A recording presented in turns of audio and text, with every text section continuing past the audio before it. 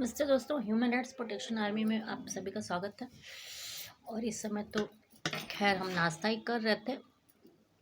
बर्तन धोते धोते एक बात याद आई कि आर्टिकल 355, 356, 365 या 265 पे एक वीडियो डाल दें।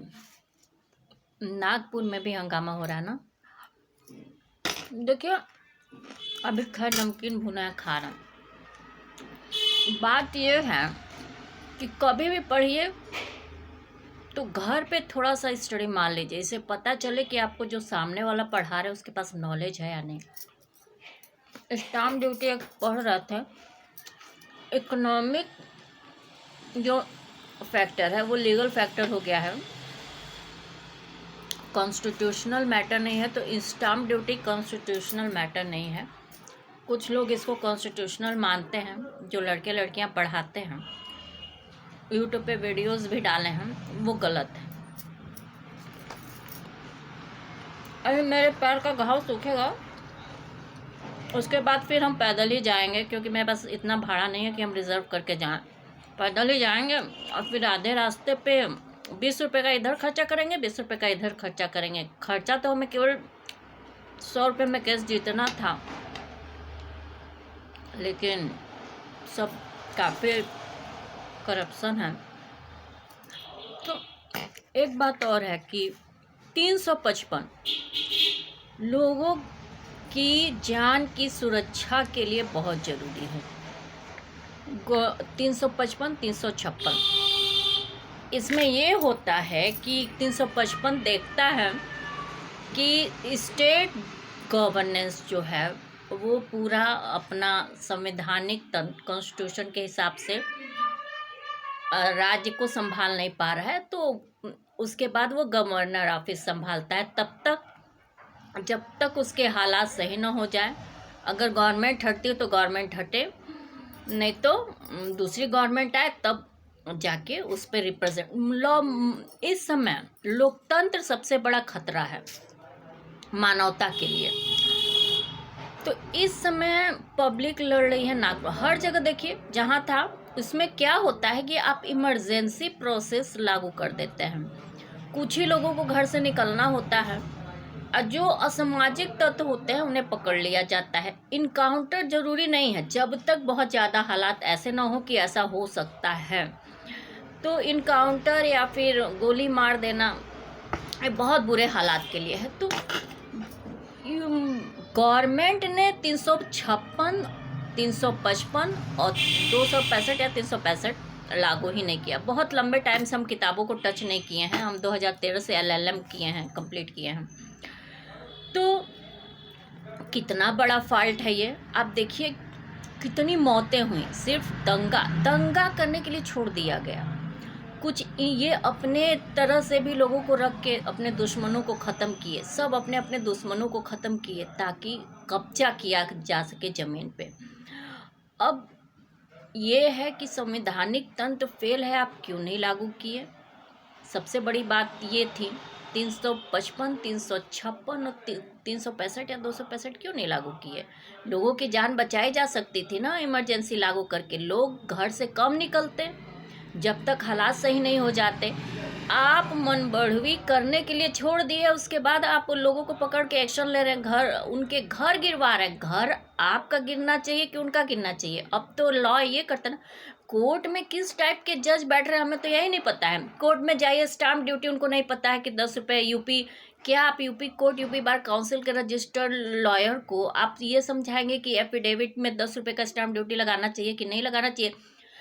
कोड ऑफ लीगल इथिक्स के अगेंस्ट है। जितने वहाँ पे हैं सब पे, जितने की मेरी फीस रसीद आई होगी उस टाइम और आज के टाइम में जितने की रजिस्ट्रेशन फीस है, इनरोल हाई कोर्ट कराने से लेकर सुप्रीम कोर्ट कराने तक, हम जब तक गए हैं अपने जीते हुए केस हैं, इसलिए अब हम कहीं से लड़ सकते हैं।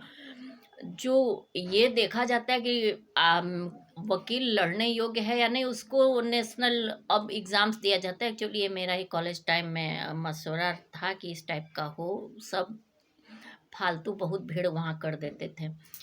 तो हम तो कर चुके हैं भाई, हम तो जाके देख चुके। अब हमें जो नहीं आता है वो हम कर करके कर रहे हैं। आपको दिक्कत क्या है? हम 20 साल बच्चों का बचाए हैं सिर्फ प्लीडिंग और ड्राफ्टिंग का पोस्ट डाल के। यही केवल आप लोग मैटर सबको पता रहता है, बस क्या होता है कि प्लीड नहीं बच्चे कर पाते हैं। हम भी बच्चे ही हैं, अभी सीख ही रहे हैं, लेकिन आप लोग से तो जूनियर ही हैं। हमें 15 साल हमें लग रहा है हो जाएगा यूपी बार काउंसिल में रजिस्टर्ड। 2011 में रजिस्टर्ड थे। LLB जिस साल किए थे उसी साल हम हो गए थे।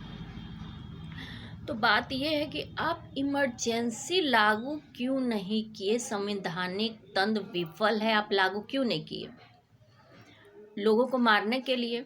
उसके बाद हम देख रहे हैं हर जगह बुलडोजर चल रहा है। नागपुर में वहाँ के एम्परर, मुगल एम्परर को लेके झगड़ा है। हम भी अपने फादर के खिलाफ केस डाले थे। क्यों डाले थे?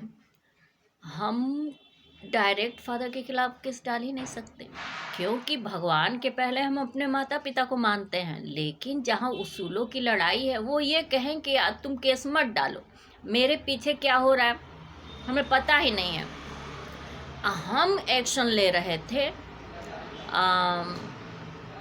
ऑनर किलिंग के खिलाफ। जो पेरेंट्स ऑनर किलिंग कर दे रहे हैं, मेरे पेरेंट्स अगर हमें अच्छी प्रोटेक्शन, अच्छे सुविधाएं और अच्छा पेरेंटिंग न दिए रहते तो मेरी हैसियत तो नहीं होती कि इतना कांड करने के बाद भी हम डालते।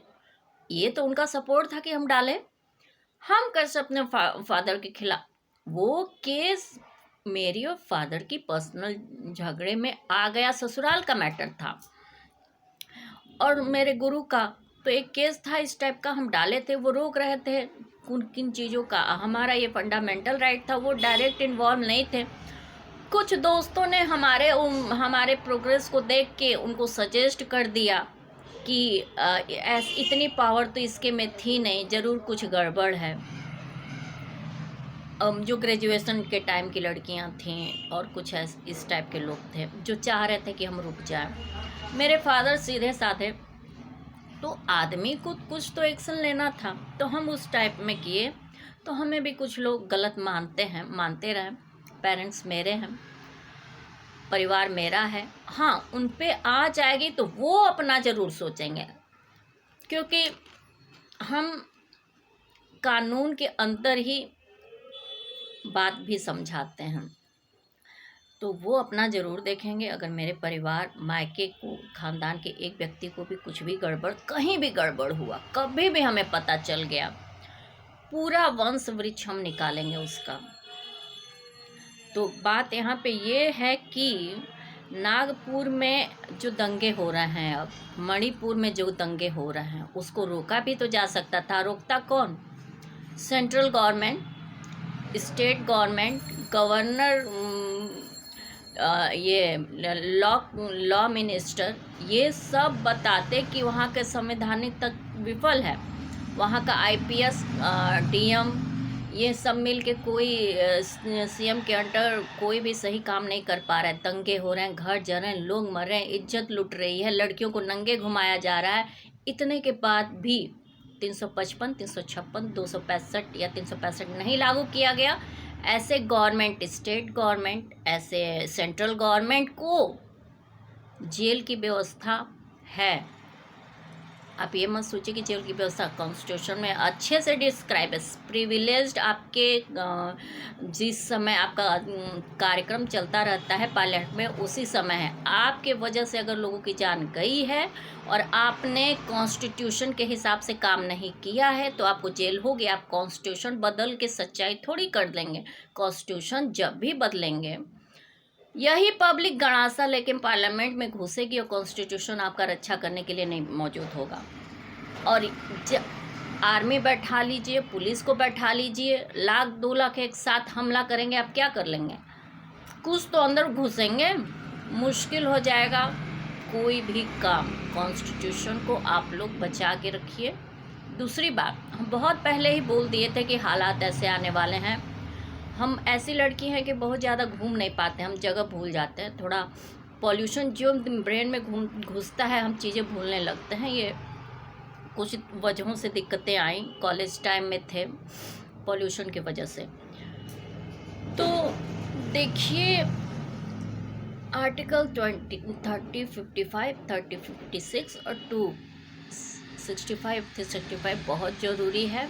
और इस पे विचार करिए। औरंगजेब का मकबरा हटा देने से आप हिस्ट्री नहीं मिटा देंगे, ये हम अखिल भारतीय विद्यार्थी परिषद को कह रहे हैं।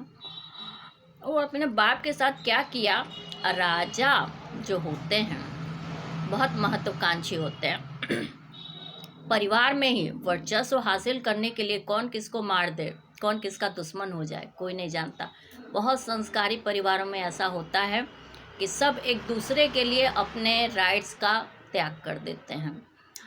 तो ये तो राज्यपद की बात है ना। आप स्टेट में देखिए, सेंटर में देखिए, कितने लोग मारे गए सिर्फ इस वजह से कि कहीं सीएम या पीएम न बन जाए। तो वो अपने टाइम में इन लोगों खूंखार भी थोड़े होते हैं।